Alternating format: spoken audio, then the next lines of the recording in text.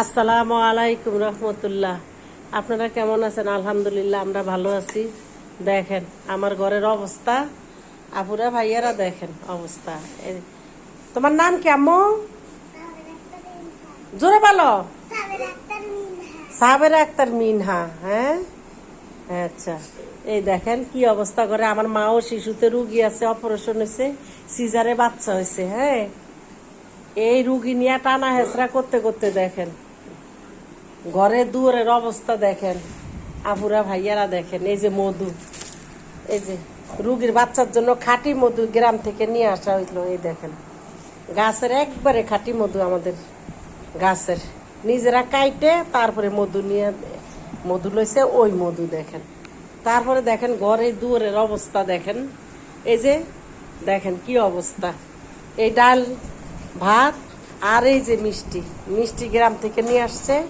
আর এই কোনো মতে ডিম একটুখানি বুনা করিয়া ভাত খাওয়া হয়েছে। এই যে দেখেন কি অবস্থা, একটু সময়ও পাই না কাজ করতে। এই যে বোম্বাই মরিচ দিয়া ডাল দিয়া ভাত, এই দেখেন দেখছেন, দেখেন এই সময় পাচ্ছি না। মরা বাড়ির কাজ, বিয়া বাড়ির কাজ, মসজিদের কাজ, আর হলো পোয়াতির ঘরের কাজ, এগুলা জীবনও মানে শেষ হইতেই চায় না। আর দেখেন অবস্থাটা দেখেন, রান্নাঘরের অবস্থা দেখেন। এইছেন চুলায় আগুন, বড় পাতিলের ভাত দেখেন মোমের মতো জ্বলে হয়। ভাতটা কে দাও না কেন ভাতে মা। তারপরে দেখেন মাছ, মাছ এই যে আমার বাইর বউ আইছে, বাইর বউ কি রান্না করে আমি নিজেও জানি না। এই দেখেন পটল মনে হয়, হ্যাঁ পটল দিয়ে মাছ দিয়ে রান্না। এই যে মাছ, রুই মাছ ভাজা কষাইয়া লাম উঠাইছে, উঠাইয়া তারপরে এই যে পটল দিছে, পটলটা কষাইয়া তারপরে জল দিয়ে মাছটা আবার দিবে, বুঝছেন। এই দেখেন আবার ভাত, এই দেখেন ভাত, ভাত আরো এক পাতিল রানতে হবে। যে পানি ফুটাইলাম দেখেন আপুরা ভাইয়ারা কি অবস্থা ঘরের দেখেন, দেখছেন একেবারে কাজ করতে করতে। কি রানছো গো? আর দেখি মুরগি রান্না করছে, এই দেখেন মুরগি বোনা করছে। এই সান কালার এত সুন্দর আসছে, এই সান আপনারা দেখছেন, দেখেন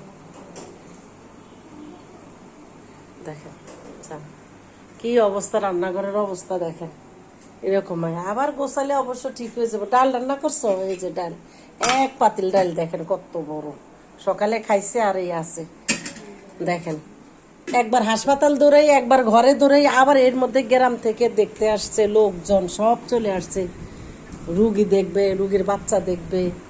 আপনাদেরকে আরো একটা জিনিস দেখাবো পরে, এখন তো আমার সময় নাই, আমি আবার চলে যাচ্ছি। দেখেন ঘরের অবস্থা সব এলোমেলো এলোমেলো এলোমেলো, কাঁঠালের বিচি সব কিছু মিলিয়া, বুঝছেন আপুরা ভাইয়ারা।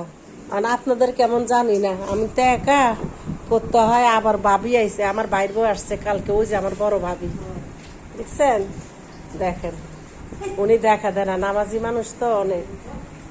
দেখেন ওই যে আমাকে ছোট সাহেব, ওই যে ছোট হাওলাদার, ওই যে ছোট হাওলাদারে ব্রাশ করতেছে। ওদিকে পরীক্ষা, পড়াশোনা তো বাদই। 28 তারিখে পরীক্ষা পুরা ভাইয়ারা। এই পরীক্ষার ভিতরে যদি কারো অসুখ হয়, মেহমান আসে, কি যে যন্ত্রণা কি বলবো। আপনারা সবাই দোয়া করবেন এই হাওলাদারের যেন পরীক্ষাটা ভালো হয়। কি করব এখন বলেন, এখন আত্মীয় স্বজন ফেলতে পারি না, কিছু করতে পারি না, এখন চাইলেও বাদ দেওয়া যায় না, লাল্লা বেড়া যায়, এই জন্য করতে হয় সব, বুঝলেন। ঠিক আছে, তাই আপনারা ভালো থাকেন সবাই। আসসালামু আলাইকুম। এলোমেলো আপনারা কেউ কিছু মনে করবেন না, দেখছেন একটু দেখাইলাম আর কি। ব্যস্ত থাকলে কি হয়, রুগী থাকলে ঘরে কি অবস্থা হয়। ঠিক আছে আপুরা ভাইয়ারা ভালো থাকেন। আসসালামু আলাইকুম।